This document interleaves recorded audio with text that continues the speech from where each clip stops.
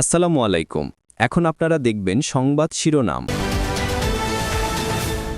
বিএনপির মনোনয়ন প্রত্যাশীদের সঙ্গে তারেক রহমানের দফায় দফায় ভার্চুয়াল বৈঠক। এবার একজন প্রার্থী দেওয়া হবে, আগের মতো 2-3 জন দিয়ে কনফিউশন সৃষ্টি করা হয়েছে, ওটা আমাদের জন্য ফলদায়ক হয়নি। বৃহৎ রাজনৈতিক জোটের চিন্তা দলটির সবাইকে ঐক্য ধরে রাখার আহ্বান। আমরা সমগ্র বাংলাদেশে আসন ভিত্তিক সকল যোগ্য প্রার্থীদের, একাধিক যোগ্য প্রার্থীদের সাথে আমরা কথা বলেছি, এটা তারই প্রক্রিয়ার একটি অংশ।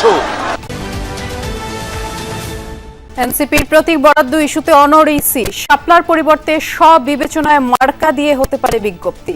জোট শরিকদের নিজ প্রতীক নিয়ে নানা মত। যে যে দল অংশগ্রহণ করবে অ্যালায়েন্স হওয়ার পরেও সে তাকে ওই প্রতীকেই তাকে ইলেকশন করতে হবে, এটাতে স্টিক করে থাকবে কেন? নির্বাচন কোনো রকমে করে আমি সংসদে গেলাম, সেটা না হয়ে আমার দলকে আমি প্রতিষ্ঠিত করতে চাই, তাহলে তারাও চাইবে না যে আমি অন্যের ইয়ে নিয়ে ইউজ করে আমি ইলেকশনে যাব। জুলাই আন্দোলন ঘিরে ভুয়া মামলায় 372 জনকে অব্যাহতি দিয়ে চূড়ান্ত প্রতিবেদন। বর্তমান সরকারের মেয়াদী হত্যাকাণ্ডের রায় দেখতে চায় জনগণ। নিউ ইয়র্কে জামায়াত আমির।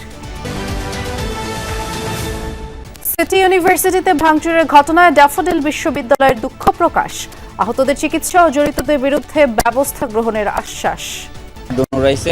ওরা হচ্ছে গিয়ে ছাত্রদের পজিশন দেখছে যে কে কোথায় আছে, ওটা দেখার পর ওরা একবারে সবাই হঠাৎ করে আক্রমণ করে। প্রশাসনকে আমরা সারা রাত ফোন দিছি, শুনছি আর কি আসছে হচ্ছে আপনার যে কি বলে ব্র্যাক ইউনিভার্সিটির সামনে আসছে, এখান থেকে চলে গেছে। লজ্জিত এবং দুঃখ প্রকাশ করছি।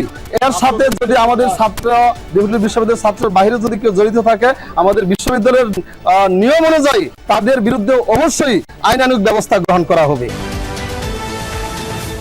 প্রায় 23 ঘন্টা পর পূর্ণ রুটে মেট্রো চলাচল স্বাভাবিক, নিরাপত্তা নিয়ে শঙ্কা যাত্রীদের। মেট্রোলে এখন উঠতেও ভয় লাগতেছে, কারণ যে কোনো সময় যে কোনো কিছু হয়ে যেতে পারে। মেট্রোলে হচ্ছে মানুষের জনগণের যে একটা নিরাপত্তা, সেটা কিন্তু পাচ্ছে না, কারণ বেয়ারিং এর প্লেট ভেঙে যদি মানুষ মারা যায়, তাহলে আমরা চলাফেরা করবো কিভাবে?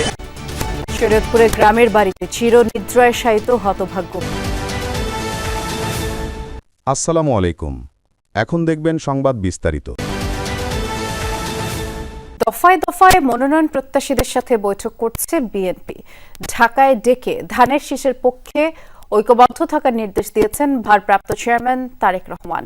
একাধিক মনোনয়ন প্রত্যাশীদের মধ্যে বঞ্চিতদের নানাভাবে মূল্যায়নের আশ্বাসও দেওয়া হয়েছে। তবে এই সাক্ষাৎকার থেকে কোনো প্রার্থীকে সবুজ সংকেত দেওয়া হয়নি। শীর্ষ নেতারা জানান, বিশৃঙ্খলা এড়াতে এবার আগেভাগেই সতর্কতামূলক ব্যবস্থা নিয়েছেন তারা। তফসিলের আগেই নির্বাচনী আবহে জমজমাট বিএনপি চেয়ারপারসনের গুলশান কার্যালয়। মনোনয়ন প্রত্যাশীরা যখন ভারপ্রাপ্ত চেয়ারম্যানের সাথে ভার্চুয়ালি সাক্ষাতে, বাহিরে তখন উৎকণ্ঠিত সমর্থকদের অপেক্ষা। চট্টগ্রাম, কুমিল্লা, রংপুর, ময়মনসিংহ ও ফরিদপুর বিভাগের 114টি সংসদীয় আসনের অন্তত 3.5 শতাধিক মনোনয়ন প্রত্যাশীর সাথে 2 ধাপে ভার্চুয়ালি বৈঠক করেন তারেক রহমান।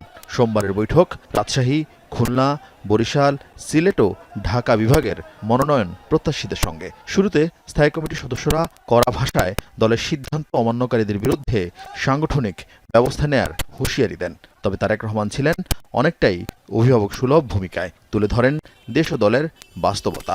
নির্দেশনা দিয়েছেন যে আমরা ঐক্যবদ্ধ থাকার জন্য, আমরা যেন ঐক্যবদ্ধভাবে আন্দোলন করেছি, আগামী দিনে যাতে আমরা ঐক্যবদ্ধ থাকি এবং ঐক্যবদ্ধ থাকলে আগামী নির্বাচনে আমরা বিজয় লাভ করতে পারবো।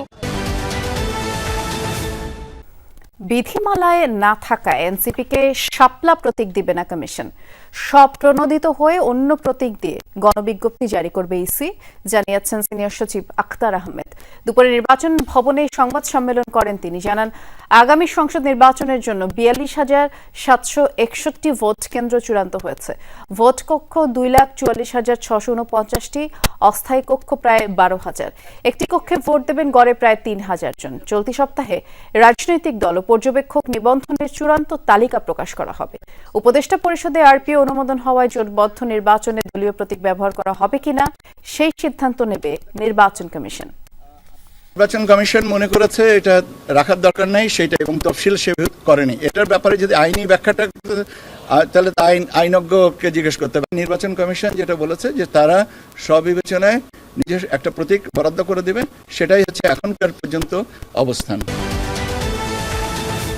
করলেও দলের নিজ নিজ প্রতীক ব্যবহারের রীতির পক্ষে বিপক্ষে মত বিশ্লেষকদের।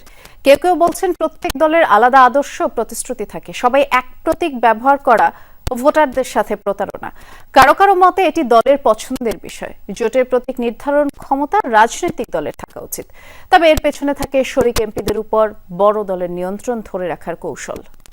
এই জায়গায় আমার মনে হয় হাত না দেওয়াটাই উত্তম ছিল আর কি, বুঝছেন? কারণ দলগুলোর সাংগঠনিক যে শক্তি সব দলে একরকম না।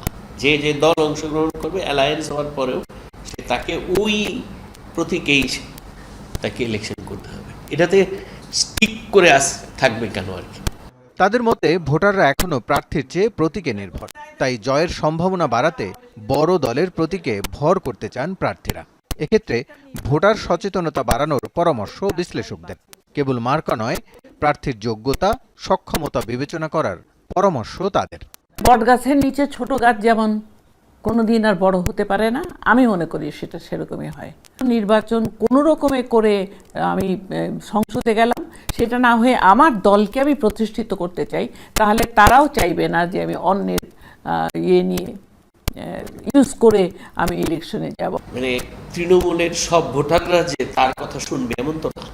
স্থানীয় তৃণমূল ভোটাররা তারা যদি মনে করে যে না আমরা দিব না, তাই না, এবং সেখানে যদি কোনো বিদ্রোহী প্রার্থী দাঁড়ায় যায় তখন তো সেটা আরও সম্ভব হয়ে যাবে। বর্তমান সরকারের মেয়াদ শেষ হওয়ার আগে জুলাই হত্যাকাণ্ডের রায় দেখতে চায় বাংলাদেশের মানুষ, এমন মন্তব্য করেছেন জামায়াতের আমির ডাক্তার শফিকুর রহমান। নিউ ইয়র্কের এক সভায় তিনি বলেন, পরবর্তীতে যেই ক্ষমতায় আসুক তাদেরকে সেই রায়গুলোর ন্যায়ভিত্তিক সমাপ্তি টানতে হবে। এর পাশাপাশি ক্ষমতায় গেলে দেশে বিনিয়োগের সুযোগ বৃদ্ধি করা হবে বলেও জানান জামায়াত। যুক্তরাষ্ট্র সফররত জামায়াতের আমির ডাক্তার শফিকুর রহমানকে নাগরিক সংবর্ধনা দেয়া হয় নিউ ইয়র্কে। স্থানীয় সময় রোববার সন্ধ্যায় কোয়ালিশন অফ বাংলাদেশি আমেরিকানের উদ্যোগে এই আয়োজন করা হয়। জামায়াতের আমির বলেন, বর্তমান সরকারের মেয়াদকালে জুলাই গণহত্যার সব মামলার বিচার হওয়া সম্ভব নয়। সরকারের বিদায়ের আগেই দৃশ্যমান কিছু রায় হওয়া উচিত। এই সরকারের মেয়াদকালে সমস্ত হত্যার বিচার করা সম্ভব নয়, তবে তাদের বিদায় নেওয়ার আগে দৃশ্যমান কয়েকটা রায় দেখার জন্য জাতীয় অপেক্ষা করছে, তাহলে আস্থা ফিরে আসে। এ সময় নির্বাচন প্রসঙ্গে জামায়াতের আমির বলেন, যাদের কাছে জাতির আমানত নিরাপদ থাকবে তাদেরকে ভোট দেবে জনগণ। এরকম যারা অতীতের রেকর্ড খারাপ, বর্তমানেও আমারও যদি খারাপ হয়, আমরা অনুরোধ করবো এই ভোট, এই পবিত্র আমানত আমাদেরকেও দেবেন না।